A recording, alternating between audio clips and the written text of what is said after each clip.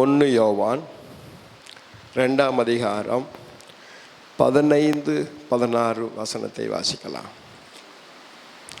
1 யோவான் 2ஆம் அதிகாரம் 15ஆம் அதிகாரமும் 15வது வசனம் நானும் வாசிக்கிறேன். வாசிங்க. உலகத்திலும் உலகத்தில் உள்ளவைகளிலும் அன்பு கோராதிருங்கள். ஒருவன் உலகத்தில் அன்பு கூர்ந்தால் அவனிடத்தில் பிதாவின் அன்பில்லை. ஏனெனில் மாம்சத்தின் இச்சையும் கண்களின் இச்சையும் ஜீவனத்தின் பெருமையுமாகிய உலகத்தில் உள்ளவைகளெல்லாம் பிதாவினால் உண்டானவைகள் அல்ல, அவைகள் உலகத்தினால் உண்டானவைகள். அப்படி கண்களை மூடுவோம். எங்களை அதிகமாக நேசிக்கிற தகப்பனே, இந்த வார்த்தைக்குள்ளே இருக்கிற வெளிப்பாடுகளை எங்கள் ஆவியை உயிர்ப்பிக்கும்படியாக நீர் எங்களுக்கு பெற்றுத்தார் தாழ்த்துகிறோம். இயேசுவின் நாமத்தினால் பிதாவே. பாருங்களேன், மாம்ச இச்சை, கண்களின் இச்சை, ஜீவனத்தின் பெருமை, இது எங்கே உண்டானது? கொஞ்சம் நீங்களும் பேசுங்க. எங்கே உண்டானது? உலகத்தில் உண்டானதுன்னு நம்ம நினைக்கிறோம். ஆனால் உலகத்தில் உண்டானதுன்னு வசனம் இருக்கு. உலகத்தில் உள்ளவைகள் எல்லாம் பிதாவினால் உண்டானவைகள் அல்ல, அவைகள் உலகத்தினால் உண்டானவைகள். நான் அதை தியானித்தேன். இதில் இருக்கிற வெளிச்சத்தை எனக்கு காண்பிங்க ஆண்டவரே என்று சொல்லி நான் ஜெபிக்கும் போது, இது உலகத்தில் உண்டானது அல்ல, இது பிசாசினால் உண்டானது. அதான் பிதாவினால் உண்டானதல்ல. யாரால் உண்டானது? பிசாசினால். ஏசாயா தீர்க்க தரிசன புஸ்தகம் 14ஆம் அதிகாரம் 13வது வசனம், நான் வானத்துக்கு ஏறுவேன். நல்லா கவனிச்சுக்க, நல்லா கவனிங்க. நான் வானத்துக்கு ஏறுவேன். அப்போ அவன் எங்கே இருக்கிறான்?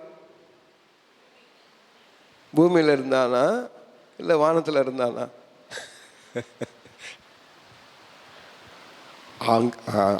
அங்கே இருந்து தானே ஆண்டவர் தேவதூதர்கள் யுத்தம் பண்ணி அவனை தரையிலே விட வெட்டப்பட்டாயே அப்படின்னு பார்க்குறோம். அப்போ அவன் அங்கேருந்து தான் கர்த்தர் என்ன செஞ்சார்? அதுக்கப்புறம் தான் பூமியவே படைச்சார். அப்படி தானே?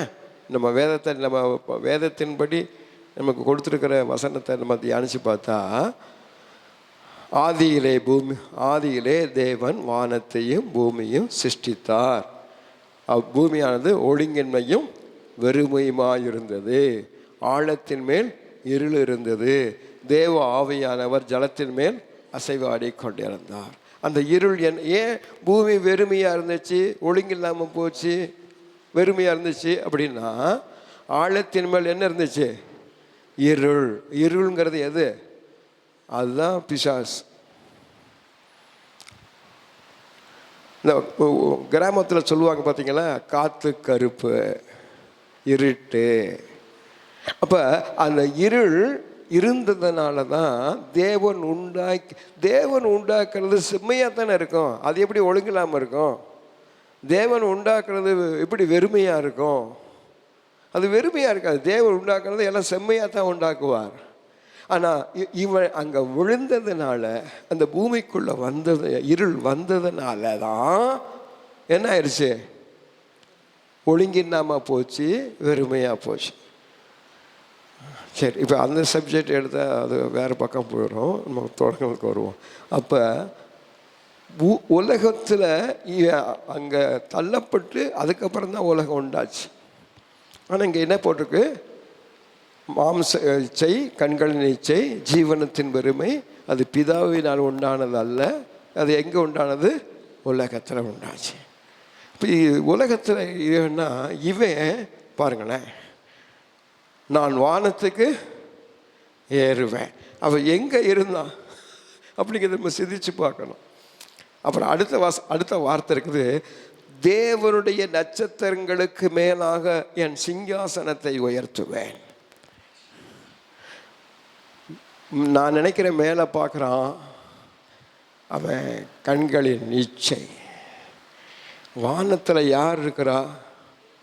தேவாதி தேவன் இருக்கிறார். அது எங்கே இருக்குது? சங்கீதம் 93 முதல் வசனத்தை வாசிங்க சீக்கிரம். நான் உங்களுக்கு நிறைய சத்தியத்தை வெளிச்சத்தை கொடுக்க முடியும் நான் விரும்புகிறேன். ஆனால் நேரத்தை நான் ரொம்ப பயன்படுத்திக்குவோம். சங்கீதம் 93:1. உன்னதமானவரின் மறைவில் இருக்கிறவன் இல்லையா? 93 கர்த்தர் ராஜரீகம் பண்ணுகிறார். கர்த்தர் ராஜரீகம் பண்ணுகிறார். மகத்துவத்தை அணிந்து கொண்டிருக்கிறார். கர்த்தர் பராக்கிரமத்தை அணிந்து அவர் அதை கச்சையாக கட்டி கொண்டிருக்கிறார். ஆதலால் பூச்சக்கரம் அசையாதபடி நிலை பெற்றிருக்கிறது. உமது சிங்காசனம் பூர்வ முதல் உறுதியானது. உமது சிங்காசனம் பூர்வ முதல் உறுதியானது.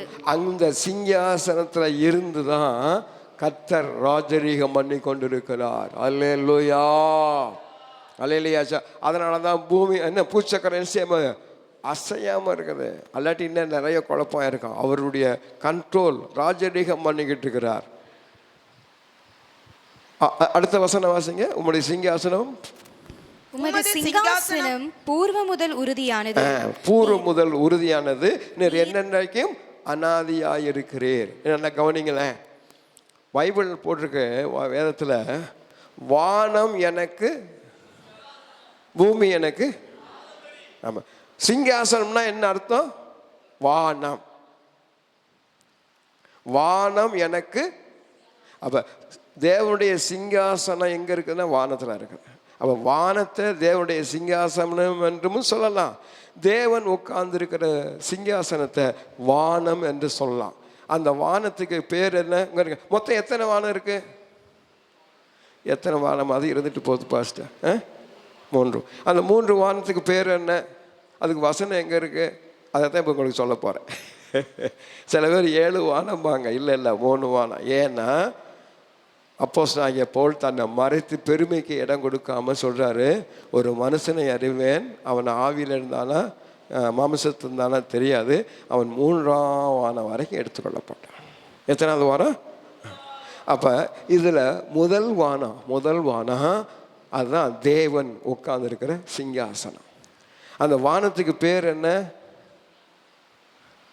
அதுலேயே இருக்குது, நீர் என்னென்றைக்கும் அனாதியாயிருக்கிறீர். அனாதினா என்ன? நம்ம யாரையும் திட்டணும்னா கோவப்படல போடா அனாதி பயிலன்னு சொல்லுவோம். ஆனால் அனாதிங்கிறதுக்கு மேன்மையான வார்த்தை. அது தொடக்கமும் முடிவும் சொல்லப்படாததுக்கு பேர் தான் அனாதி. அது இங்கிலீஷில் எனக்கு தெரியாது, ஆனால் எவர் லாஸ்ட்னு சொல்லுவாங்கன்னு நினைக்கிறேன். அந்த தொடக்கத்தையும் சொல்ல முடியாது, முடிவையும் சொல்ல முடியாது. அதுக்கு பேர் தான் அனாதி.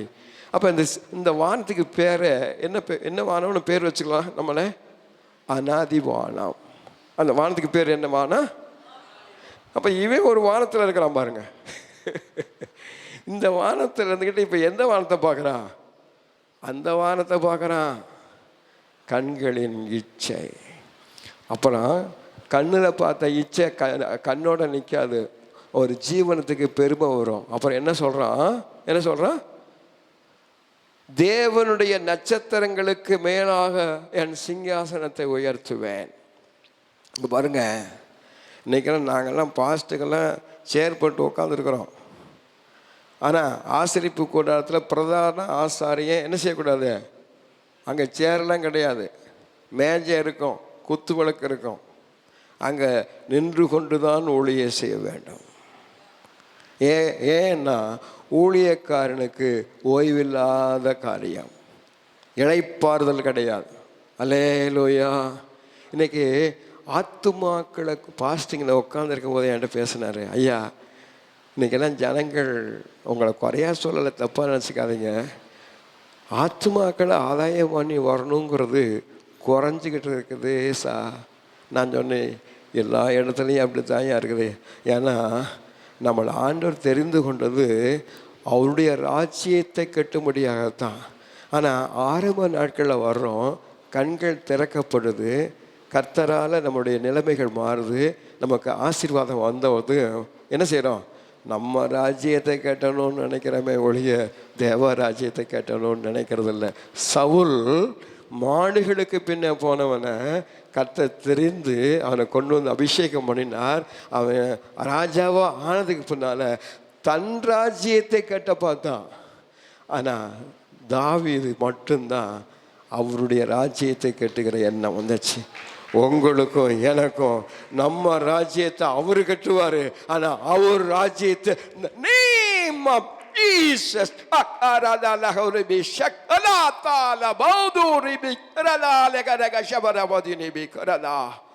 அவருடைய ராஜ்யத்தை கட்டணும். இன்னைக்கு நம்ம ராஜ்யத்தை பார்க்கிறோம். கொஞ்சம் வசதி வந்துருச்சுன்னா போதும், கொஞ்சம் ஆண்டவருடைய கண்கள் கிடைச்சிருச்சுன்னா, கொஞ்சம் வெளிப்பாடு கிடைச்சா போதும். என்னோட கர்த்தர் பேசுகிறார். என்ன ஊழியக்காரனோட பேசாத வார்த்தையை எப்படி ஒரு விசுவாசியோட பேசுவார் எனக்கு தெரியல. பேசுவார், இல்லைன்னு சொல்லலை. அதெல்லாம் என்ன விவரமாக சொல்ல எனக்கு சாட்சியோடு சொல்கிறதுக்கு முடியும். ஆனால் நான் சொல்ல வேண்டிய வார்த்தையை சொல்ல முடியாமல் போயிடும். நான் ஒன்றே ஒன்று அன்பாக கேட்கிறேன், எல்லாருடைய சிந்தனைகளையும் தேவ ராஜ்யத்தை கட்ட வேண்டும் என்கிற பாரம் நமக்கு வேணும். நம்ம ராஜ்யத்தை கர்த்தர் கட்டுவார். அல்லேலூயா. என் தாவீதுக்கு சொல்றார், என் வீடு இப்படியா இருக்குன்னு கர்த்தர் திட்டம் பண்ணார். தாவீதுக்கு மட்டுமல்ல, உங்களை ஒவ்வொருத்தரை குறித்தும் உங்க வீடு எப்படி இருக்கணும், நீங்க எப்படி இருக்கணும், உங்க பிள்ளை எப்படி இருக்கணுங்கிற திட்டம் உங்ககிட்ட இருக்கிறத விட தேவனிடத்துல பெருசா இருக்குதுங்க. இன்னைக்கு ஒரு சகோதரி அந்த காணிக்கை கொடுத்தது எனக்கு ரொம்ப மகிழ்ச்சியாக இருந்துச்சு. தேவனுக்கென்று அந்த பணத்தை பொருத்தனை பண்ண பணம் கர்த்தர் அந்த குடும்பத்தை ஆசீர்வதிப்பார், உயர்த்துவார். இன்னும் அந்த தேவ சிந்தை எப்பயும் அவங்க ஏன் கொண்டாந்தாங்கன்னா, இதை போல ஒவ்வொருவரும் செய்யணுங்கிறத உணர்த்ததுக்கு தான் கர்த்தர் இந்த சாட்சியை கொண்டு. ஏன்னா உண்மையுள்ள சாட்சி பேதைகளை என்ன ஞானியாய் மாற்றும். சரி, அப்போ தேவனுடைய நட்சத்திரங்களுக்கு மேலாக சிங்காசனம். இவனுக்கு இப்போ உட்கார்றதுக்கு சிங்காசனம். ஏன்னா இப்போ அவர் எப்படி இருக்கிறாரு, சிங்காசனத்தில் வீட்டிருக்கிறாரு. நம்ம நின்றுக்கிட்டு தானே இருக்கிறோம். மேலே பார்த்தான், வானத்தை பார்த்தான், அந்த அநாதி வானத்தை பார்த்தான், அந்த சிங்காசனத்தை பார்த்தான். இவனுக்கு ஒரு சிங்காசனம் வேணும்னு ஆசைப்படுறான். அது எப்படியா? தேவனுடைய நட்சத்திரங்கள். தேவனுடைய நட்சத்திரம்னா யாரு? தேவனுடைய தூதர்கள். ஊழியரை வெளிப்படுத்தின விசேஷத்தில் வாசிக்கிறோம்ல, தேவன் தன்னுடைய வலது கையில் 7 நட்சத்திரங்களை என்ன செய்திருக்கிறார், வைத்திருக்கிறார். அந்த 7 நட்சத்திரமும் தேவனுடைய சபையின் தூதர்களா. அப்போ பல கோடான கோடி தேவ தூதர்கள் இருந்தாலும் இவனுக்குள்ள நினைப்பு, இவங்களுக்கு மேலே நான் வரணும்னு நினைச்சான். தேவனுடைய நட்சத்திரங்களுக்கு ஈக்குவலா இல்லை, அவங்களுக்கு மேலாக ஒரு சிங்காசனம், மாம்ச இச்சை. அல்லேலூயா.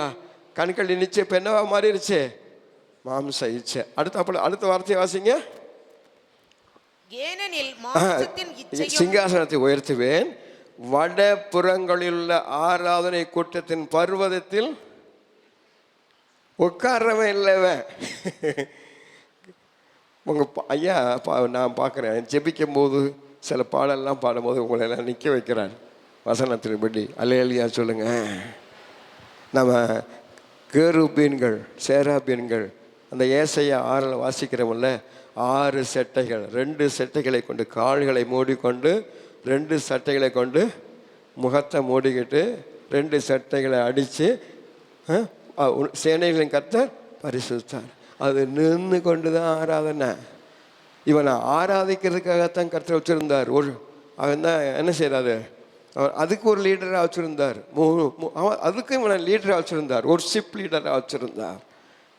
ஆனால் இவன் என்ன சொல்கிறான், தேவனுடைய நட்சத்திரங்களுக்கெல்லாம் மேலாக நான் ஒர்ஷிப்லாம் பண்ண மாட்டேன், நான் என்ன செஞ்சுருப்பேன், ஆண்டவர் மாதிரி சிங்காசனத்தில் வீட்டிருப்பேன், ஆராதனையை நான் தான் ஏற்றுக்கொள்வேன், நான் ஆராதிக்கிறவன் அல்ல, ஆராதனையை ஏற்றுக்கொள்கிற வீட்டிருப்பேன்னு சொன்னான். அதுதான் ஜீவனத்தின் கண்களின் இச்சை, மாம்ச இச்சை, ஜீவனத்தின் பெருமை. இது அங்கிருந்து உண்டானது. இதை வச்சு தான் பிசாசு மோசம் போக்கணும். எசேக்கியேல் எழுதின தீர்க்க தரிசன புஸ்தகத்தில் நம்ம வாசித்தா 28ஆம் அதிகாரமா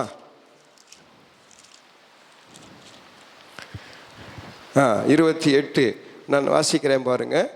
14 இருந்து பாருங்க. நிறைய அதை வாசிக்க நேரம் முடியாது. நீ காப்பாற்றுகிறதற்கு அல்லாட்டி அதை இருந்து வாசிக்க. நீ தேவனுடைய தோட்டமாகிய ஏதேனில் இருந்தவன். பத்மராகம், புஷ்பராகம், வைரம், படிகப்பச்சை, கோமேதகம், எஸ்பி, எந்திரநீலம், மரகதம், மாணிக்கம் முதலான சகலவித ரத்தனங்களும் பொன்னும் உன்னை மூடிக்கொண்டிருக்கிறது. நீ சிருஷ்டிக்கப்பட்ட நாளில் உன் மேல வாத்தியங்களும் உன் நாகசுரங்களும் உன்னிடத்தில் ஆயத்தப்பட்டிருந்தது. நீ காப்பாற்றுகிறதுக்காக அபிஷேகம் பண்ணப்பட்ட கேரு. தேவனுடைய பரிசுத்த பர்வதத்தில் உன்னை வைத்தேன். அக்கினிமயமான கற்களின் நடுவே உலாவினாய். நீ சிருஷ்டிக்கப்பட்ட நாள் துவக்கி உன்னில் அநியாயம் கண்டுபிடிக்கப்பட்டது மட்டும் உன் வழிகளில் குறையற்றிருந்தாய். உன் வியாபாரத்தின் மிகுதியினால் நீ கொடுமை அதிகரித்து பாவம் செய்தாய். இவன் என்ன செஞ்சானா, இது ஒரு ஏதேன். அங்கே தோட்டம், ஏதேன் தோட்டம் மாதிரி பரலோகத்தில் அந்த தோட்டம், அது ரத்தினங்கள் மிகுந்த தோட்டம். அவனை பாதுகாக்கிறதுக்காகத்தான் வச்சுருந்தாள். அவன்கிட்ட அவன் என்ன பாவம் செஞ்சான் அப்படின்னா, பரலோகத்தில் அவன் என்ன செஞ்சான்னா, உன் வியாபாரத்தின் மிகுதியினால். அங்கே என்ன வியாபாரம் இருக்குது? ஜவுளி கடை இருக்குதா? ஹோட்டல் கடை இருக்குதா? மளிகை கடை இருக்குதா? என்ன கடை? அங்கே என்ன வியாபாரம்னா என்ன அர்த்தம்? அங்கே என்ன வியாபாரம் இருக்குது? வியாபாரம்னு சொன்னால் லாபம் நஷ்டம் அதில் இருக்கும்.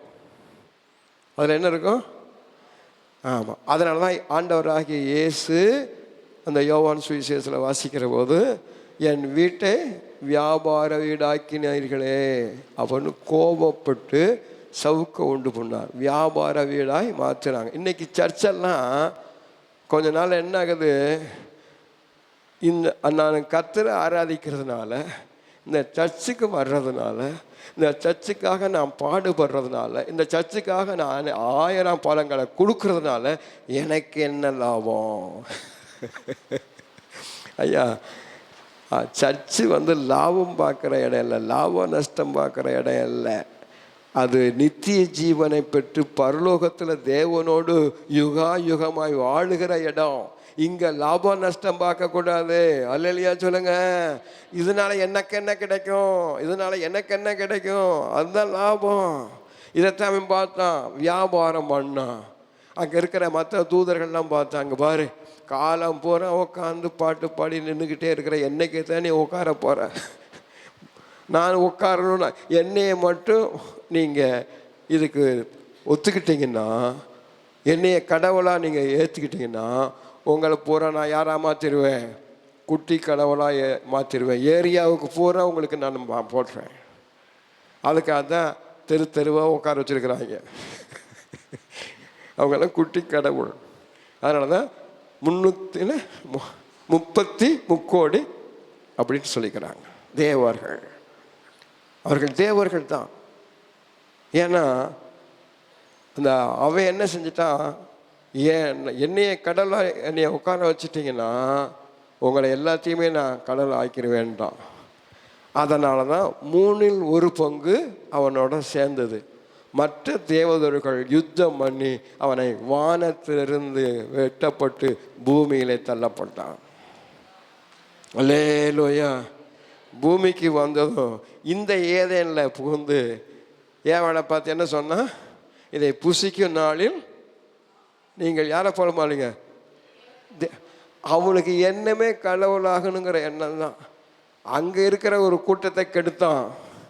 பூமியிலேயும் மனுஷனுக்கும் அந்த இன்ஜெக்ஷனை தான் போட்டு விட்டுருக்குறான். அதனால தான் யாரை பார்த்தாலும் கடவுளாக ஆகிட்டு இருக்கிறாங்க. மனுஷன் ஒரு நாளும் கடவுளாக மாற முடியாது. அல்லேலூயா.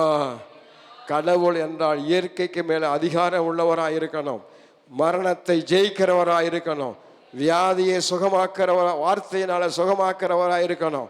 அல்லேலூயா. பிசாசை வார்த்தையினாலே துரத்துகிறவராக இருக்கணும். மரித்தாலும் உயிரோடு எழுகிற வல்லமை உள்ளவராக இருக்கணும். இப்படிப்பட்ட குணலட்சணம் உள்ளவங்க தான் தேவன். அவர் தான் நம்ம ஆண்டவராக இயேசு கிறிஸ்து. இயற்கையை கட்டுப்படுத்தினார். கடலையும் காற்றையும் அதற்றினார். பிசாச வார்த்தையினால துரத்தினார். நோய்களை சுகமாக்கினார். குருடருக்கு பார்வையை கொடுத்தார். நொண்டியை நடக்க வைத்தார். சப்பானை நடக்க வைத்தார். குஷ்டரோகியை குணமாக்கினார். அவர் மரித்தார். ஆனாலும் மரணத்தை எதிர்த்து 3ஆம் நாள் உயிரோடு எழுந்தார். அவரே அல்லாமல் வேற தேவர்கள் இல்லை.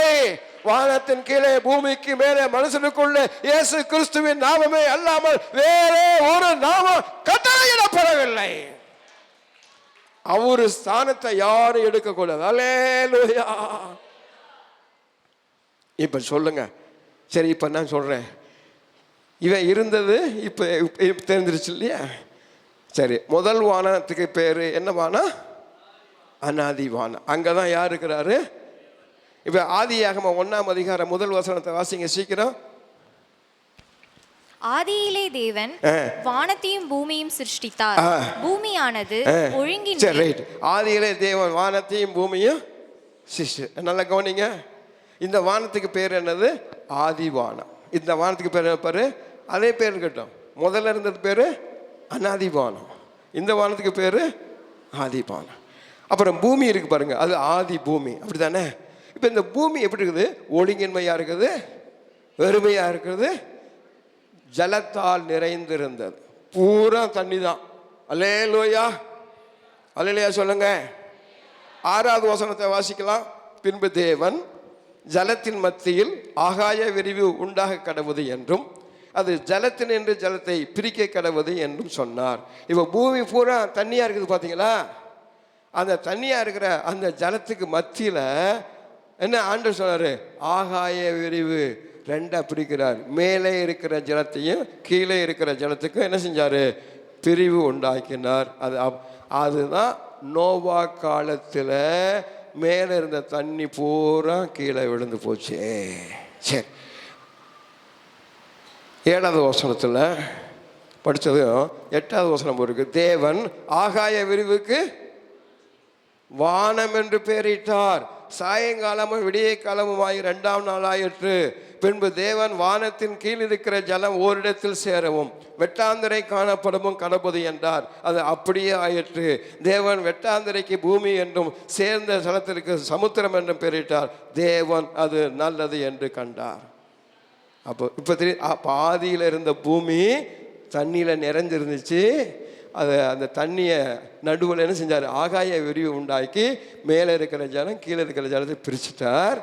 இந்த ஆகாய விரிவுக்கு என்ன பேர் வச்சாரு? இந்த வானத்தில் தான் சூரியன் சந்திரன் நட்சத்திரத்தெல்லாம் இருக்குது. அதுக்கு மேலே இருக்கிற வானம் என்ன வானம்? ஆதி வானம். அதுக்கு மேலே இருக்கிற வானம் என்ன வானம்? அநாதி வானம். எல்லாம் கரங்களை தட்டுங்க பார்க்கலாம். அல்லேலூயா. அதனாலதான் வானாதி வானங்கள் வழியாய் எழுந்தள்ளி போன தேவகுமாரன் அடிக்கடி பைபிள்ல வரும். வானாதி வானங்கள் வழியாய் எழுந்தள்ளி போன தேவகுமாரன். இப்ப தெரிஞ்சுக்கிச்சா? இன்னும் இதை விளக்கமா சொல்லணும்னா ரொம்ப நேரம் ஆயிரும். இப்ப நம்ம சொல்ல வேண்டிய சப்ஜெக்ட் போக முடியாது, அதுக்கு போயிடுவோம். இந்த ஆழத்துக்கு மேலே இருள் இருந்துச்சுன்னு சொன்னோம்ல, அதை தான் பிசாசு சொன்னா. இப்போ அந்த ஜலத்துக்கு மத்தியில் ஆண்டவர் என்ன செஞ்சார்? அதாவது ஜலத்தின் மேல் பரப்பில் ஆவியானவர், ஆழத்தின் மேல்ங்கிறது நடுப்பகுதி, அங்கே தான் இருள், அங்கே தான் பிசாசு. இந்த நடுப்பகுதியை என்ன செஞ்சிட்டாரு? பிரிச்சுட்டார். அப்போ அதுக்கு பேர் என்னது? ஆகாய. அதனால தான் எபேசியர் 6ஆம் அதிகாரத்தில் என்ன பார்க்குறோம்? ஆகாய விரிவில் இருக்கிற அதிபதி. அல்லேலூயா. அவனை கொண்டு யாரும் இங்கே வைக்கலை. அவன் வச்ச இடத்தையே 2ஆ பிரித்து விட்டுட்டார் ஆண்டவர். அல்லேலூயா.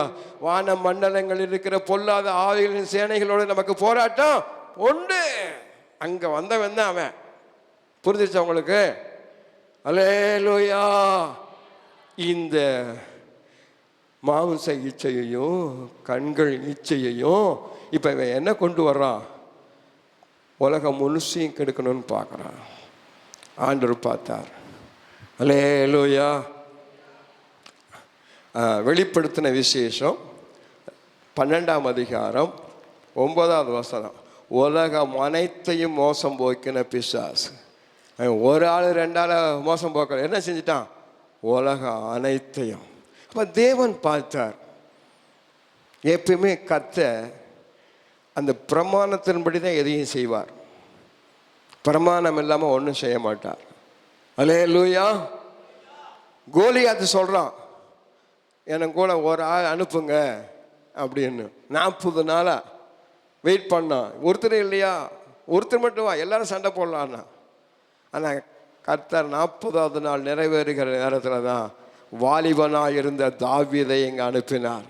அவன் கேட்டபடி அவன் ஒருவனை வைத்து கோலியாத்தை கற்றுக்கொண்டார். அல்லேலூயா. அல்லேலூயா சொல்லுங்க. ஆமாம். இப்போ ஆண்டவர் பார்த்தார், இந்த இந்த பூமியை பூரா கெடுத்துட்டானே, எல்லாத்துக்குள்ளேயும் என்ன வந்துருச்சு, மாம்ச இச்சை, கண்களின் இச்சை, ஜீவனத்தின் பெருமை வந்துருச்சு, என்ன பண்ணுறது? அப்போ அவருக்கு தேவை என்ன செஞ்சார்? மீகா எழுதின தீர்க்க தரிசன புஸ்தகம் 2ஆம் அதிகாரத்தில் பார்க்குறோம். 15வது வசனத்தில், அவர் ஒருவனை அல்லவா படைத்தார், பின் ஏன் அவனை ஒருவனை படைத்தார்? ஆவி அவரிடத்தில் பரிபூர்ணமாக இருந்ததே, பின்ன ஏன் ஒருவனை படைத்தார்? தேவ பக்தியுள்ள சந்ததியை பெறும்படித்தானே. ஒருவனை அல்ல, அவருக்கு தேவை பக்தியுள்ள சந்ததி தேவை. நம்ம மட்டும் ரட்சிக்கப்பட்டிருந்தா போதாது. புருஷன் எப்படி போனாலும் பரவாயில்ல, என் பிள்ளை எப்படி போனாலும் பரவாயில்ல, என்னாலும் இருக்கிறேன் அப்படிங்கிற நினைவு தப்பு. அவருக்கு தேவை தேவ பக்தியுள்ள ஒரு சந்ததி. அல்லேலூயா. ஆதியாகம புஸ்தகம் 7ஆம் அதிகாரம் 1 வசனத்தில் பார்த்தீங்கன்னா, கர்த்தர் நோவாவை நோக்கி, நீயும் உன் வீட்டார் அனைவரும் பேழைக்குள் பிரவேசியுங்கள், இந்த சந்ததியில் உன்னை எனக்கு முன்பாக நீதிமானாக கண்டேன். அவர் சந்ததியை பார்க்கிறவர். அல்லேலூயா. அவருக்கு ஒரு சந்ததி தேவை. அவர்கிட்ட தான் ஆவி பரிபூர்ணமாக இருந்திருக்காரு. உங்கள்கிட்ட இருக்கிற ஆவி என்கிட்ட இருக்கிற வரைக்கும் கொஞ்சம்தான். அவர் நினச்சிருந்தா நிறைய பொம்மையை செஞ்சு வச்சுக்கிட்டு ஃபூன்னு ஊதிக்கிட்டே இருந்தால் ஊதிக்கிட்டே இருப்பார். நம்மளாம் ஃபூன்னா அடுத்து அப்புறம் மூச்சு நின்றோம். 2வது மூச்சு எடுத்தா தான் 2வது சொல்லுவோம். அவர்கிட்ட ஆவி பரிபூர்ணமாக இருக்குது. அப்புறம் ஏன் ஒருவனை படைச்சார்? அவருக்கு தேவை பக்தியுள்ள சந்ததி தேவை. ஒருவன் அல்ல, அவருக்கு ஒரு சந்ததி தேவை. அப்போ பார்த்தார் என்ன செய்யறது. ஒரு சந்ததியை உருவாக்குறதுக்காகத்தான் முதலாவது தேவன் ஆதாமை பூமியிலே கொண்டு வந்தார், உண்டாக்கினார். தன்னுடைய ரூபத்தின்படி, அவருடைய சாயலின்படி அவர் என்ன செஞ்சார்? உண்டாக்கினார். அவனுக்குள்ளே இருந்து ஒரு சந்ததியை, தேவ பக்தி உள்ள ஒரு சந்ததியை அவர் எதிர்பார்த்தார். அல்லேலூயா. ஏதேன் தோட்டத்தில் சொன்னார், எல்லா பழத்தையும் நீ சாப்பிடலாம், ஆனால் இங்கே 2 பழம் விசேஷமான பழம். ஒன்று ஜீவ விருட்சத்தின் கனி, ஒன்று நன்மை தீமை அறியத்தக்க கனி. இந்த நன்மை தீமை அறியத்தக்க கனியை புசித்தால் மரணம் வந்துவிடும். என்ன வந்துவிடும்? மரணம் வந்துடும். ஆனால் ஜீவ விருட்சத்தின் கனியை புசித்தா என்னைக்கும் சாவு, நித்திய ஜீவன். அப்போ மரணமா நித்திய ஜீவனாங்கிற அந்த செலக்டை, அதை தெரிந்து கொள்வதில் ஆண்டவர் ஆதாம்கிட்ட தான் கொடுத்துட்டார். ஆதாம்கிட்ட கொடுத்துட்டார். ஆனால் இவன் எதை தெரிந்து கொண்டான்? மனுஷனுக்கு நமக்கு மரணம் தேவனால் நியமிக்கப்படவில்லை. மரணத்தை தெரிந்து கொண்டது ஆதாம், மனுஷன்தான். அல்லேலூயா.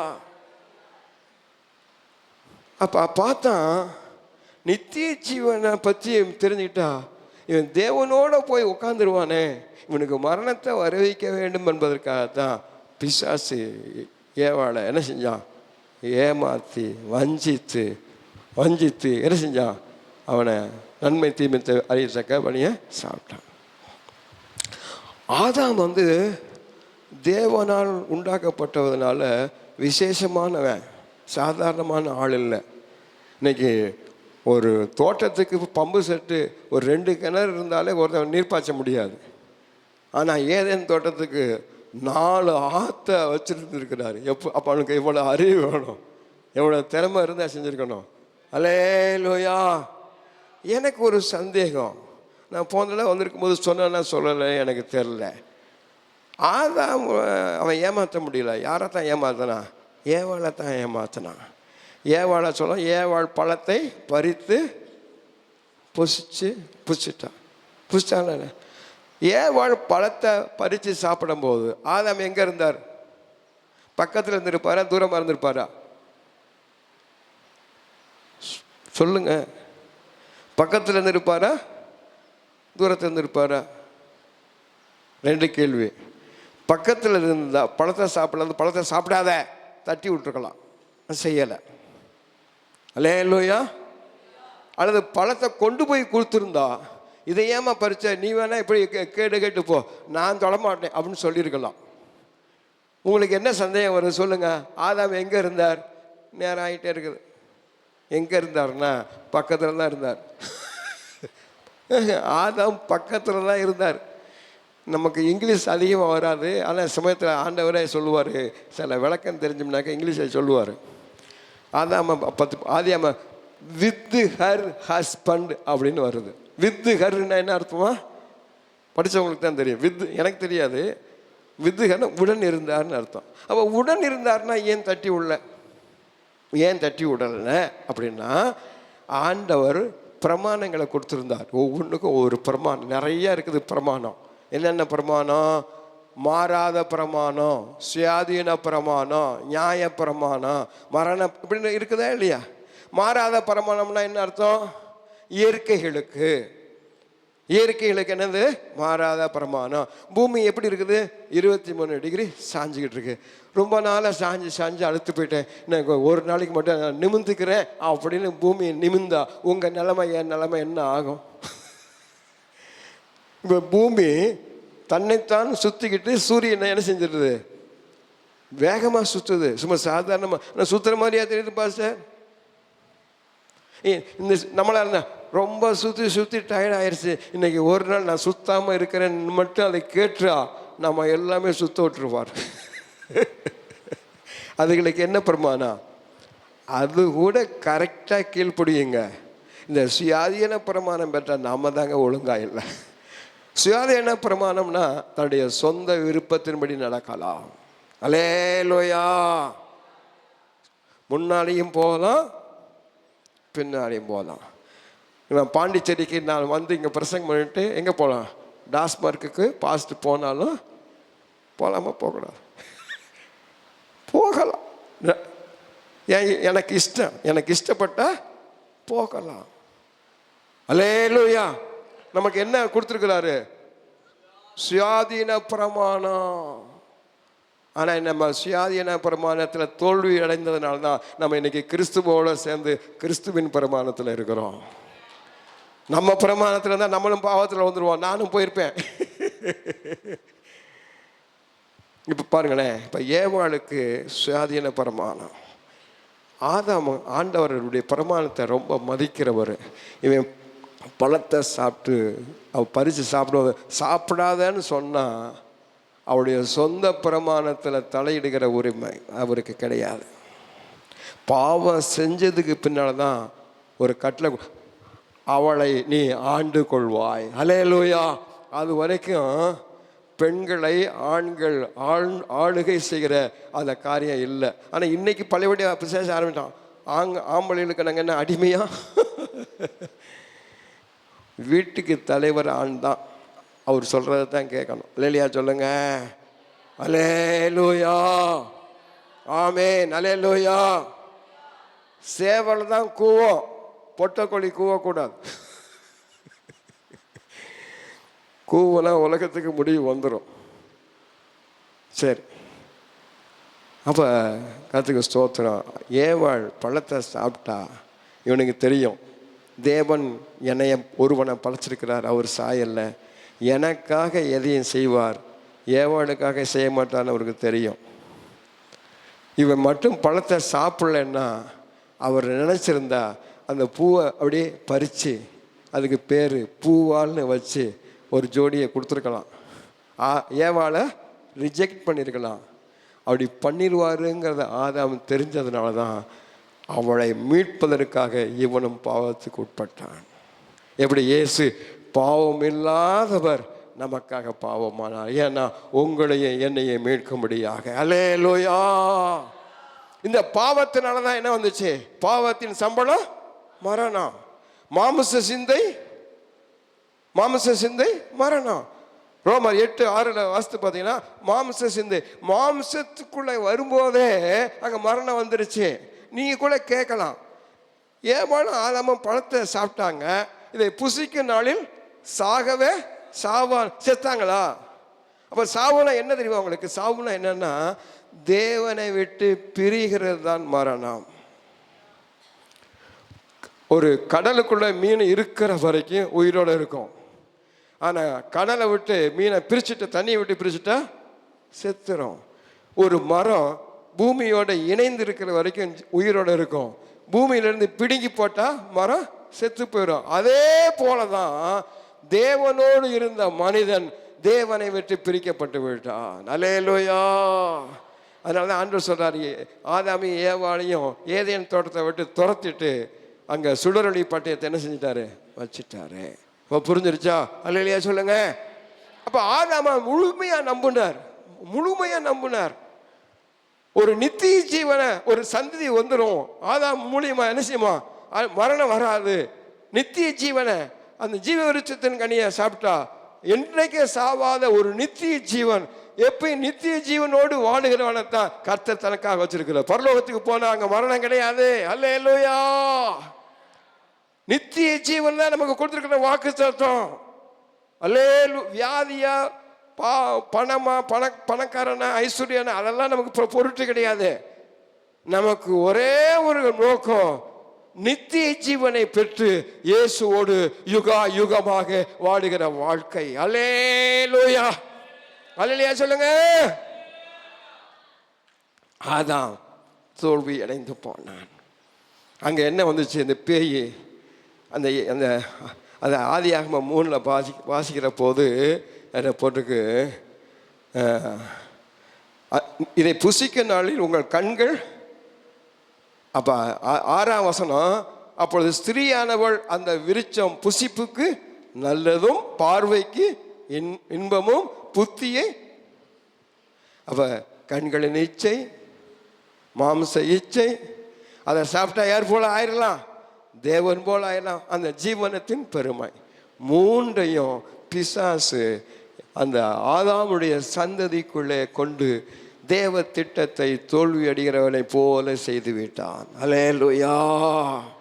அல்லேலூயா சொல்லுங்க. ஆதாமின் மூலமாக மரணம் வந்து விட்டது.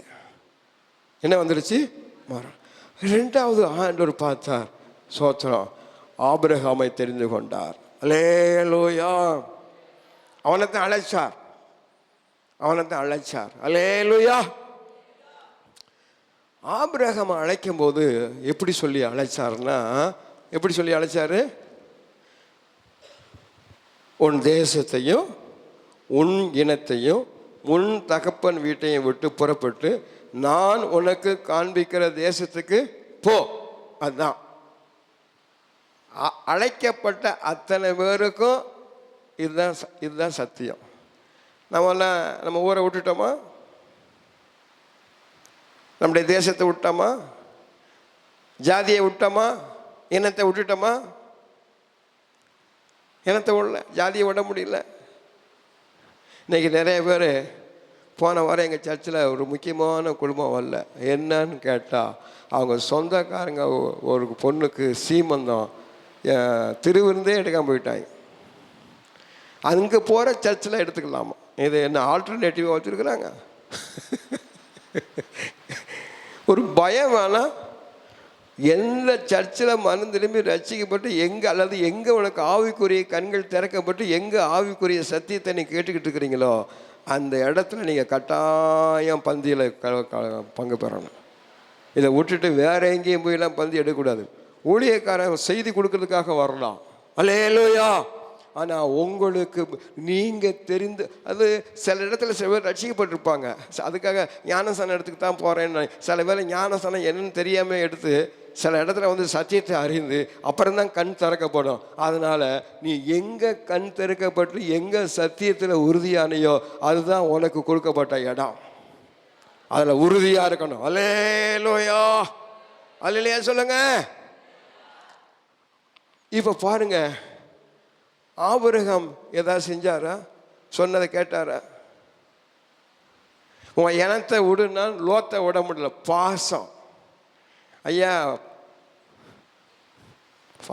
தான் அடிக்கடி நல்ல பாட்டு பாடிக்கிட்டே இருக்கார்.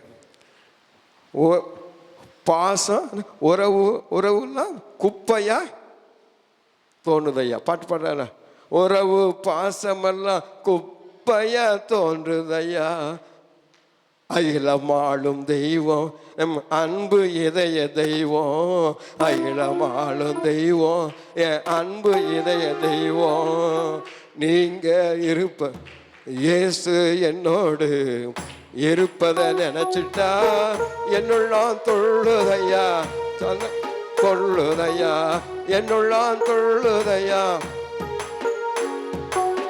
உறவு பாசமெல்லாம் குப்பையா தோன்றுதையா, உறவு பாசமெல்லாம்.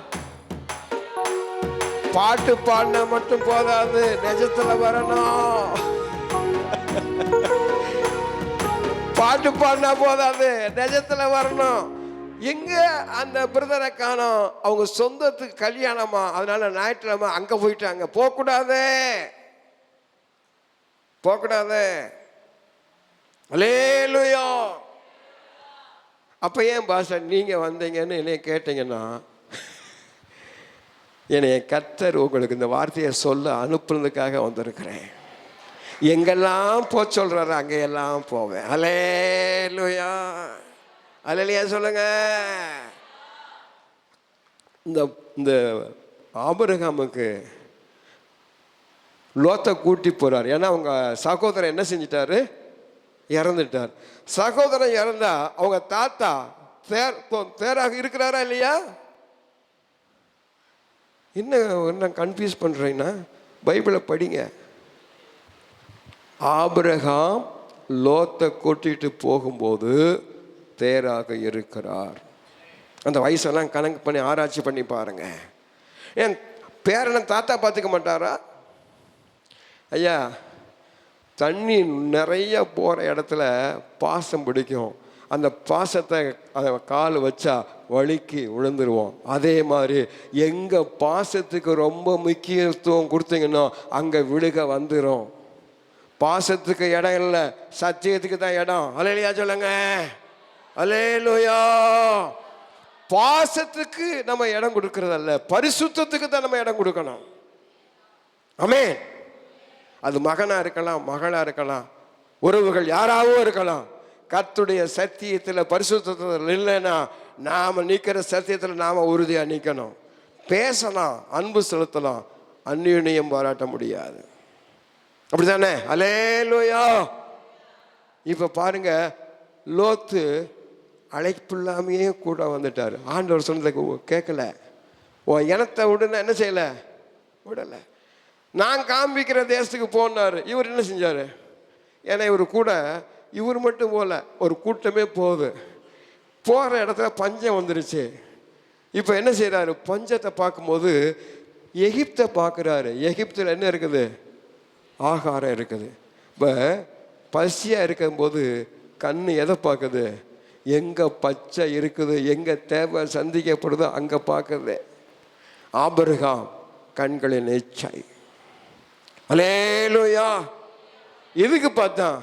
மாம்ச இச்சை. மாம்ச இச்சை. சாப்பாடு இல்லைன்னா என்ன பண்ணுறது? அவனுக்குள்ளேயே வந்துருச்சு பிசாசு.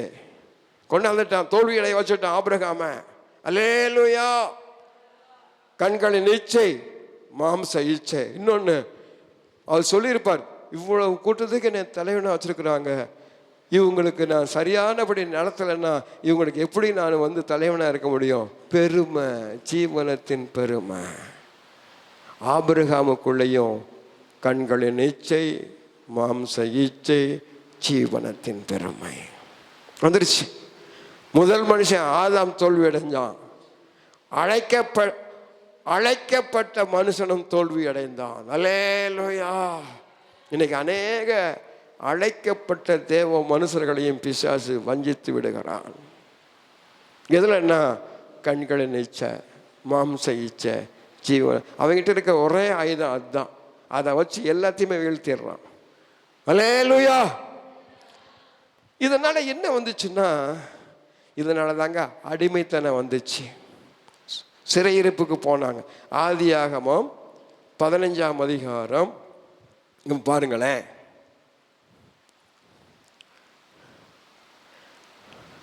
ஆண்டவருக்கு பலி செலுத்தினான். அதற்கு ஆதியாகமம் 15:8 வாசி.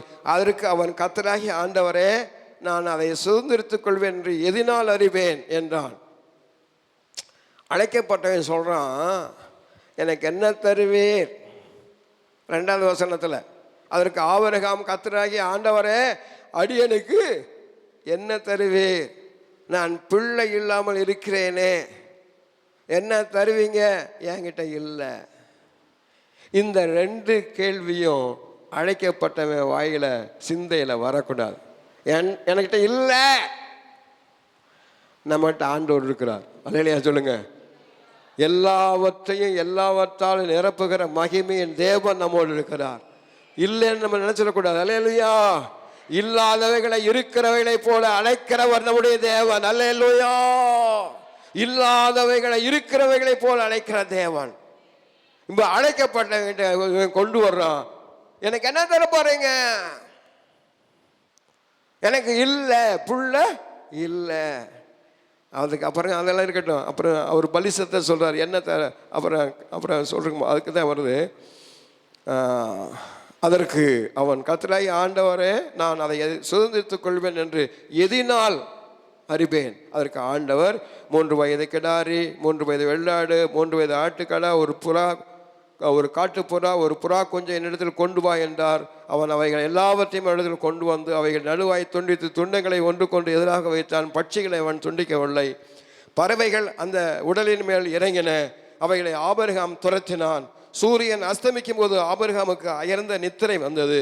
திகிலும் காரிருளும் அவனை மூடிக்கொண்டது. அப்பொழுது அவர் ஆபிரகாமை நோக்கி, உன் சந்ததியார் தங்களுடைய அல்லாத அந்நிய தேசத்தில் பரதேசிகளாயிருந்து அத்தேசத்தாரை என்ன செய்வாங்க? சேவிப்பார்கள். அவர்களால் 400 வருஷம் உபத்திரவப்படுவார்கள் என்று நிச்சயமாய் அறிய கடவாய். ஐயா, அழைக்கப்பட்டவங்களே, உங்களுக்கு ஆண்டோடைய சத்தியத்தில் இருக்கிற வெளிச்சத்தை வெளிப்பாட சொல்கிறேன். உங்கள் இனத்தை பார்த்தீங்கன்னா உங்களுக்கு சிறையிருப்பு வரும். உங்கள் ஜாதிக்கு முக்கியத்துவம் கொடுத்தீங்கன்னா நீங்கள் சிறைப்பட்டு போவீங்க. அதனால் கட்டாயம் உபத்திரவம் வரும். அல்லேலூயா சொல்லுங்க. என் தம்பி மகன் தானே கொண்டு வந்தேன், என் உயிரை எடுக்கிறாளேன்னு சொல்கிற கூட்டம் நிறையா இருக்குது. என் அண்ணன் மகனை தான் நான் கல்யாணம் பண்ணணும்னு நினச்சேன். ஆனால் இப்போ அதனால தான் பிரச்சனையாக இருக்குது. நிறைய பேர் இங்கே உட்காந்துருக்குறீங்க அதை இப்படி புலம்பிக்கிட்டு. அல்லேலூயா சொல்லுங்க. அல்லேலூயா. சொந்தங்கள் பந்தங்கள் பேச்சிலும் மூச்சிலும் நஞ்சு கலந்திருக்கும், கொஞ்சம் நஞ்சு கலந்திருக்கும். தோல்வி கண்ட உந்தன் உள்ளந்தானிலே கசப்பே இருக்கும். தோல்வி கண்ட உந்தன் உள்ளந்தானிலே கசப்பே இருக்கும். மாற்று மருந்தா இயேசு அழைக்கிறார் இன்னுமா மயக்கம். மாற்று மருந்தா இயேசு அழைக்கிறார் இன்னுமா மயக்கம். நெஞ்சமே நெஞ்சமே நான் வாழ்வது கொஞ்சமே, இங்கு நிம்மதிக்கு பஞ்சமே. அள்ளி குவித்தாலும் வாரி இறைத்தாலும் கல்லறை தான் மிஞ்சுமே, இங்கு கல்லறை தான் மிஞ்சுமே. நம்மை தேடும் இயேசுவோ வந்தளிப்பார் நித்திய தஞ்சமே, பரலோக இன்பமே. நெஞ்சமே நெஞ்சமே. அல்லேலூயா. அழைக்கப்பட்டவங்க இனத்தை உடனும். சில பேர் பார்த்தீங்க, எந்த ஊர்? திருநெல்வேலியா? நான் அந்த ஊர் தான். வருது. மெட்ராஸுக்கு போனேன். ஒரு பாஸ்டர், என்னை மன்னிச்சுக்கோங்க ஆண்டவர், சொல்றதுக்கு பயப்படுறேன். கன்னியாகுமரிக்காரரா, நாகர்கோயிலா, இவர் மூலியமா ரட்சிக்கப்பட்டாங்கன்னா இல்லையா, எங்கெங்க ரட்சிக்கப்பட்டாங்கன்னா இந்த ஊரை சொல்லி ஒரு கூட்டத்தை சேர்த்து வச்சிருக்கிறார். அதுக்கு பேர் ரட்சிப்பு கிடையாது. ஜாதி பார்த்து போகிறதெல்லாம் ரட்சிப்பு கிடையாது. ஊரை பார்த்து போய் கூட்டம் சேர்றதெல்லாம் ரட்சிப்பு கிடையாது. சத்தியம் இருக்கிற இடத்துல இருக்கணும், வார்த்தை இருக்கிற இடத்துல இருக்கணும். அல்லேலூயா, அல்லேலூயா சொல்லுங்க. சில பேர் பாருங்க, புதுசாக வந்து ஊழியம் ஆரம்பிப்பாங்க. அவங்க கேட்பாங்க, நம்ம ஊருக்காரங்க யாராவது இருக்கிறாங்களா? இருப்பாங்க. ஒரு சர்ச்சுக்குள்ள அவங்க அஸ்திபாரமாக நல்லா இருப்பாங்க. நம்ம ஊர் நீங்கள் நம்ம சர்ச்சை ஆரம்பிச்சிருக்கிறேன் வந்துருங்கம்பாங்க. நீ சர்ச்சை கட்ட மாட்ட, சர்ச்சை இடிக்கிற ஆள். உள்ளே இருக்கிற கட்டடத்தில் ஒரு கல்ல உருவன கட்டடம் இடிஞ்சிடும். எந்த இடத்துல இருந்தாலும் அது தேவராஜ்யம் கட்டணும், எங்க ரட்சிக்கப்பட்டு அங்கே இருக்கிறாங்க அப்படி இருக்கணுங்கிற சிந்தை வரணும். அல்லேலூயா, அல்லேலூயா சொல்லுங்க. அழைக்கப்பட்டவன் இனத்தை விட முடியல, அழைக்கப்பட்டவன் அவன் தேசத்தை விட முடியல. கூட்டிட்டு வந்தான், வாக்குவாதம்லாம் வந்து கத்தை பிரிச்சு விட்டதெல்லாம் உண்மைதான். ஆனா இவனுடைய தவறு, இவனுடைய சந்ததி பூரா எகிப்தில் அடிமையா இருந்தாங்க, உபத்திரவப்பட்டாங்க. நீங்க உபத்திரவம் இல்லாம யாருக்கும் அடிமை இல்லாம சுயாதீனமா இருக்கணும்னா அழைக்கப்பட்ட அந்த அழைப்புல உண்மையாய் உறுதியாய் நிற்கிறதுக்கு ஒப்பு கொடுக்கணும். தேசத்தை உடனும், ஜனத்தை உடனும், தேவன் சொல்லுகிற வார்த்தைக்கு கீழ்ப்படியணும்.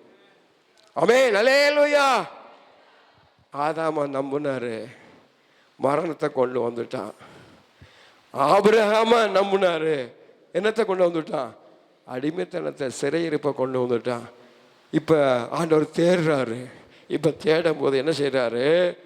சோத்திரம், அல்லேலூயா. 1 சாமுவேல் 13-14 வாசிங்க பார்க்கலாம் சீக்கிரமா.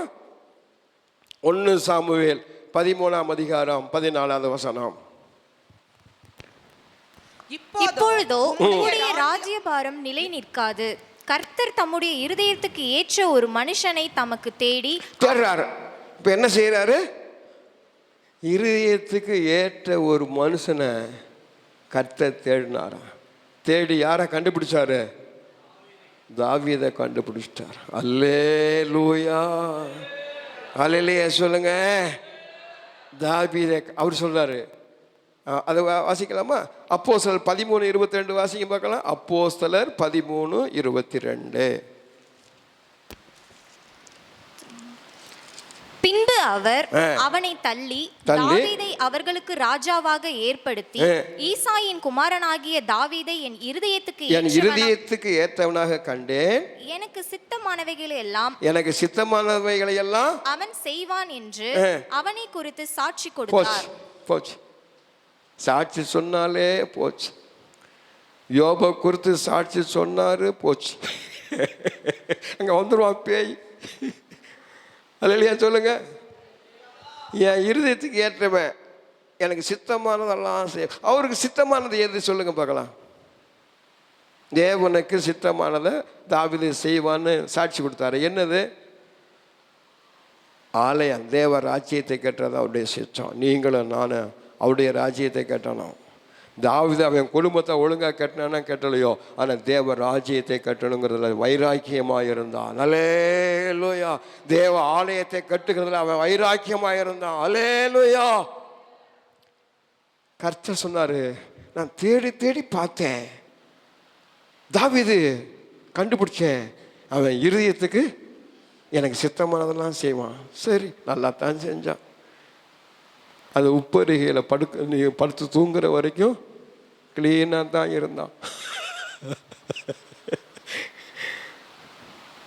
பகலில் தூங்கலாமா? பைபிளில் போட்டிருக்கு, தூங்குகிறவர்கள் இரவிலே தூங்குவார்கள். சில பேருக்கு பார்த்தீங்கன்னா தூக்கம் வரல. பாஸ்டர் தூக்கமே வரமாட்டேங்குது. வரலைன்னா ஜெபம் பண்ணுங்க. இதுக்கு என்ன தெரியுமா சொல்லும்? 1 2 3 4 5 10 10 9 8 இப்படி யாரும் சொல்லி கொடுத்துருக்கான். இப்படி சொல்லிகிட்டே இருந்தால் தூக்கம் வருமா? அப்படி வந்து என்னத்தை சாதிக்க போகிறீங்க நீங்கள்? இன்னொன்று, தூக்கம் வந்துருச்சுன்னா தூங்குங்க, தப்பு இல்லை. ஆனால் தூக்கத்தை வர வச்சுக்கிட்டு இருக்கக்கூடாது. அது இல்லையா சொல்லுங்க. தூக்கத்தை என்ன செய்யக்கூடாது? வர வச்சுக்கிட்டு தூக்கம் வந்துருச்சு, தூங்கு, நல்லா தூங்கி எந்திரிச்சு அப்புறம் பைபிளை படி ஜெபம் பண்ணு. என்ன தூக்கத்தோடு நீ பைபிளை படித்தாலும் ஜெபிச்சாலும் ஒன்றும் ஜெபம் சரியாக இருக்காது. தூக்கம் வந்துருச்சா நல்லா தூங்கிடுங்க, தூங்கி ரெஸ்ட் எடுத்துட்டு அப்புறம் உட்காந்து சூப்பராக படிங்க. இவர் எல்லாரும் யுத்தத்துக்கு போயிருக்கிறாங்க, இவர் என்ன செஞ்சிருக்கிறாரு? உப்பருகையில் படுத்துட்டு யுத்தத்துக்கு போகலை. எல்லாரும் ஊழியம் செய்கிற போது, எல்லாரும் இருக்கிற போது நாம் எப்படி இருக்கணுங்கிறத பார்க்கணும். அல்லையா சொல்லுங்க.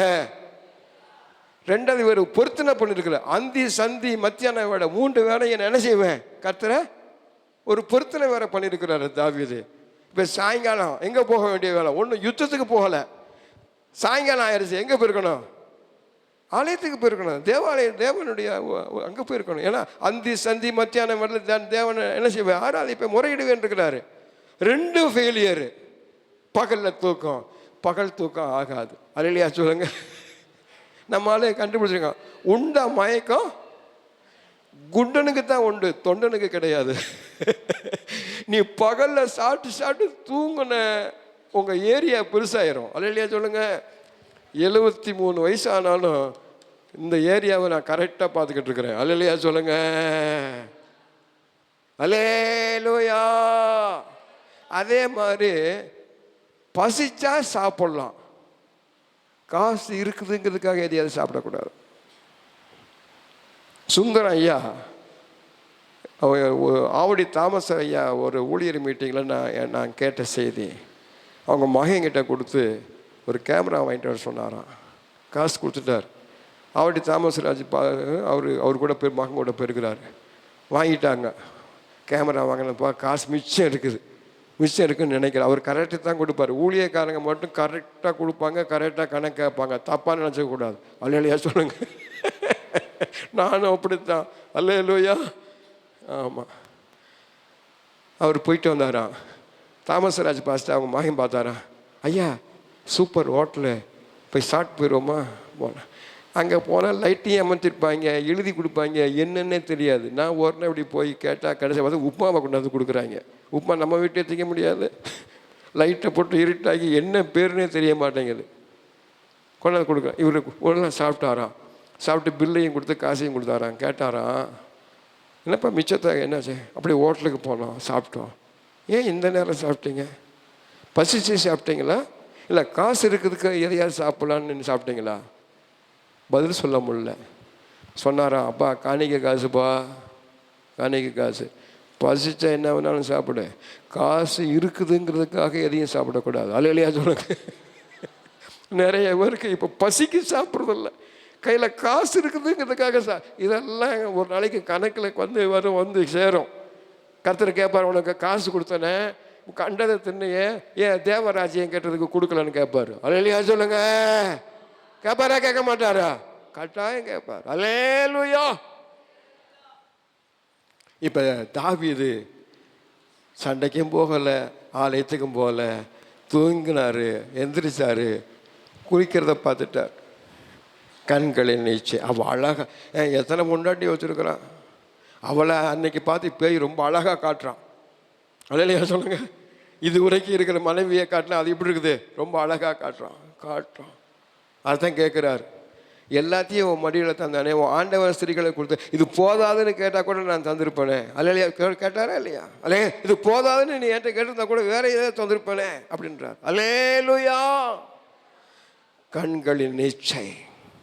அவளை கூட்டி வாழ்ந்துட்டான். கூட்டி வந்து என்ன செஞ்சான்? பாவம் செய்தான். மாம்ச இச்சை. அவன் சொல்கிறான், நான் கர்ப்பவதியா, ஐயோ கதை தெரிஞ்சா எனக்கு என் பேர் என்ன ஆகிறது? அந்த உரிய அவன் வர சொல்லு. அவன் கையிலேயே சீட் எழுதி கொடுக்குறான், இவனை கொன்றுங்க, சண்டை நடக்கிற இடத்துல விட்டுருனேன். ஏன்னா வெளியில் தெரிஞ்சா என் பேர் கெட்டு போயிடும். ஜீவனத்தின் பெருமை. எப்படி கொண்டாட பாருங்க. பேய் காய் நகர்த்துற மாதிரி வேற எவனும் நகர்த்த முடியாது. ஆனால் அதுக்கு மேலே நம்ம தேவன் பெரியவர். அல்லேலூயா. அல்லேலூயா சொல்லுங்க. அல்லேலூயா. இப்போ தாவீது என்ன செஞ்சிட்டாரு? ஆண்டவர் என் ராஜ்யத்தை கெட்டுவான்னு நினச்சாரு.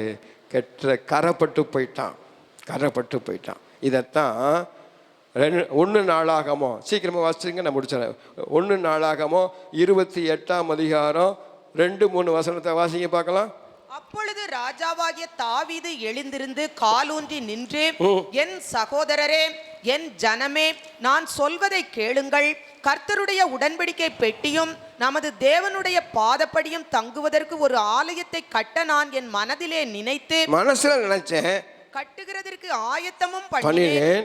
ஆனாலும் தேவன், நீ என் நாமத்திற்கு ஆலயத்தை கட்ட வேண்டாம், நீ யுத்த மனுஷனாய் இருந்து ரத்தத்தை சிந்தினாய் என்றார். கட்டக்கூடாது என்றார். எல்லாம் சர்ச்சு கட்டுறதுக்கெல்லாம் ரெடி பண்ணிட்டான். கட்டணும்னு ஆசைப்பட்டதே அவன் தான். இவன் தேவராஜ்யத்தை கட்ட போறான்னு தெரிஞ்சதும் பிசாச அவனை என்ன செஞ்சுட்டான்? கரைப்படுத்திட்டான். அல்லேலூயா.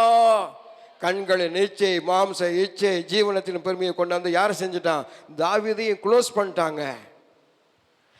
அல்லேலூயா. அவர் சொல்றாரு. இப்போ நான் கேட்டேன், அது அந்த 2வது வருஷத்தை பார்த்தீங்கன்னா என்ன போட்டிருக்குது? நீ யுத்த மனுஷனாக இருந்தது ரத்தத்தை சிந்தினாயாம். அதெல்லாம் கிடையாது, பாவம் செஞ்சதுனால. நான் என்ன சொல்றேன், யோசுவாவும் மோசேயும் யுத்தம் பண்ணாங்களா இல்லையா? ரத்தம் சிந்தினாங்களா இல்லையா? இப்போ அவங்கள வச்சு ஆசரிப்பு கூடாரம் கட்டலாமா? நல்லா யோசித்து பாருங்க. யோசுவாவும் மோசையும் சேர்ந்து தான் 33 ராஜாக்களை என்ன செஞ்சாங்க? இறக்கமே வைக்காம கொண்டாங்க. மிகுதியான ரத்தம் சிந்தினாங்க. ஆனா அவங்கள வச்சு ஆசரிப்பு கூடாரத்தை கட்டினாரா இல்லையா? ஆனா தேவன் எப்பவுமே தெரிந்து கொண்ட மனுஷர்களை உலகத்துக்கு முன்னால அவ்வளவு சீக்கிரமா கேவலப்படுத்த மாட்டார், அவமானப்படுத்த மாட்டார். அதனாலதான் அப்படி நாசுக்கா சொல்றாரு, நீ யுத்த மனுஷனா இருந்து என்ன செஞ்சியா? அல்லேலூயா. ஆமா, நீ யுத்த மனுஷனா இருந்து ரத்தத்தை சிந்தினாயின்னு அப்படி அப்படி நாசுக்கா சொல்றாரு. பச்சாபானை கெடுத்து உரியாவை கொன்னேன்னு சொல்லாம இதை எவ்வளவு நாசுக்கா சொல்லிட்டார் பாருங்க. இப்ப பாருங்க, இப்ப ஆண்டவர் ஆதாம் மரணத்தை கொண்டு வந்துட்டான், அழைக்கப்பட்ட ஆபிரகாம் சிறையிருப்பை கொண்டு வந்துட்டான், அடிமைத்தனத்தை கொண்டு வந்துட்டான், இருதயத்துக்கு பிடிச்சமானவன் தேடி கண்டுபிடிச்ச தாவீது ஆலயத்தை கட்டாம போயிட்டான். இப்போ ஆண்டவர் பார்த்தாரு, என் ஆண்டவராகிய தேவன் இதையெல்லாம் பார்த்ததுதான் 2000 வருஷத்துக்கு முன்னால அவரே மனுஷ அவதாரம் எடுத்து வந்தார். இந்த பிசாசை ஜெயிக்க தேவகுமாரனாகிய இயேசு மாத்திரம்தான் அதிகாரம் பெற்றவராயிருந்தார். அல்லேலூயா, அல்லேலூயா சொல்லுங்க, அல்லேலூயா. ஆமா, அவர் தான் வந்தார். 1 கொரிந்தியர் 15:20 போட்டிருக்கு, மனுஷனால் மரணம் உண்டானபடியால் மனுஷனால் மரித்தோரின் உயிர்த்தெழுதலும் உண்டாயிற்று. அப்ப அதுக்காக இயேசு மனுஷனா வந்தார். ஆதாம் மரணத்தை கொண்டு வந்தான், ஆனா இயேசு மரணத்தை ஜெயித்து நித்திய ஜீவனை கொண்டு வந்தார், அழிவில்லாத ஒரு வாழ்க்கை. அல்லேலூயா. மனுஷன் ஆதாம் எதை இழந்து போனானோ அந்த இழந்து போனதை திரும்ப நமக்கு கொடுக்க முடியாத நம்ம ஆராதிக்கிற மகிமையான அன்பின் தெய்வம் அந்த பரலோகத்தை விட்டு இறங்கி வந்தார். ஏசாயா 53 அதிகாரம் 10வது வசனம் வாசிங்க பார்க்கலாம். ஏசாயா 53:10 என்ன சொல்லப்பட்டிருக்கிறது? கர்த்தரோ அவரை நொறுக்க சித்தமாகி அவரை பாடுகளுக்கு உட்படுத்தினார். அவருடைய ஆத்துமா தன்னை குற்ற நிவாரண பலியாக ஒப்பு கொடுத்து அவர் தமது சந்ததியை கண்டு நீடித்த நாளா இருப்பார். அவருக்கு இப்ப என்ன வேணுங்க? சந்ததி.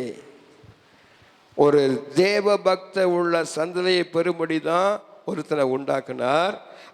அந்த சந்ததியை ஆதாம் கொண்டு வருவார்னு பார்த்தாரு, கொண்டு வராததுனால என் ஆண்டவர் பிதாவாகிய தேவன் அவரை நொறுக்க சுத்தமாக்கி அவரை பாடுகளுக்கு உட்படுத்தி அவருடைய ஆத்மா தன்னை குற்ற நிவாரண பலியாக ஒப்பு கொடுக்கும் போது அவர் தம்முடைய சந்ததியை கண்டு நீடித்த நாளாயிருப்பார். கர்த்தருக்கு சித்தமானது அவர் கையில வாய்க்கெல்லாம் கரங்களை தட்டுவோமா? அல்லேலூயா, அல்லேலூயா. கர்த்தருக்கு சந்ததி. இயேசுவுக்கு ஒரு மனுஷன் அல்ல, அவருக்கு தேவை சந்ததி, தேவ பக்தியுள்ள சந்ததி. அல்லேலூயா. அந்த தேவ பக்தியுள்ள சந்ததியை நம்ம வரணும்னா நாமளும் சில பாடுகள் படணும், நாம நொறுக்கப்படணும், நம்மளை பலியாய் ஒப்பு கொடுக்கணும். அப்படி ஒப்பு கொடுக்காதபடி நம்மளால ஆத்தும ஆதாயம் பண்ண முடியாது. ஒரு சந்ததியை தேவனுக்கு என்று ஆயத்தப்படுத்த முடியாது. பிரியமானவர்களே, நோகாம நொங்கு திங்க முடியாது. சில பழமொழி கிராமத்து சொல்லுவான், அவன் நோகாம நொங்கு திங்க பார்க்கறான், நோகாம நொங்கு திங்க முடியாது. இயேசு ஆதாம் தோல்வி அடைந்தத பிந்தின ஆதாமா வந்து மரணத்தை ஜெயித்து என்றென்றைக்கு இருக்கிற நித்திய ஜீவனை அவர் கொண்டு வந்தார். ஹல்லேலூயா. ரெண்டாவது சோத்திரம், ஆபிரகாம் அவன் சிறைப்பட்டு போனான். ஹல்லேலூயா. ஆண்டவர் சொன்னாரு, அவர் மரணம் அடைந்து பாதாளத்துக்கு போய் சிறைப்பட்டவர்களை சிறையாக்கி கொண்டு உன்னதத்துக்கு எழுந்தருளி போனார். இயேசு சிறையிருப்பை மாற்றினார். ஹல்லேலூயா. எபேசியர்லையும் சங்கீதத்திலையும் வாசிக்கிறோம், அவர் பாதாளத்துக்கு போய் 3 நாள் என்ன செஞ்சாரா? சிறைப்பட்டவர்களை சிறையாக்கி கொண்டு அவர் உன்னதத்துக்கு எழுந்தருளிப்போம். சிறை அதுக்கு முன்னால பரிசுத்தவான்கள்லாம் மரித்தாக்க எங்கே தான் போவாங்க? பாதாளத்துக்கு தான் போவாங்க, பாதாளத்தில் தான் போவாங்க. ஆனால் பாதாளத்தில் இருக்கிற அந்த பரிசுத்தவான்களை பரதேசிக்கு கொண்டு போகும்படியாக அந்த சிறையிருப்பை மாற்றினவர். ஆபிரகாம் மூலமாய் வந்த அடிமைத்தனம், ஆபிரகாம் மூலமாக வந்த அந்த சிறையிருப்பை என் ஆண்டவர் ஹல்லேலூயா கல்வாரி சிலுவையினால் நம் சாபங்கள் உடைந்ததையா,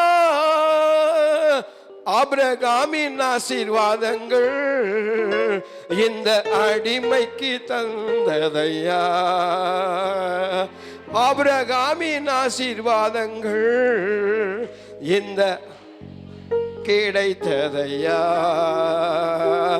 நன்றி நன்றி நன்றி, பாடுவோம் மகிழ்வோம் கொண்டாடுவோம், அப்பா சமூகத்தில் பாடி மகிழ்ந்து கொண்டாடுவோம்.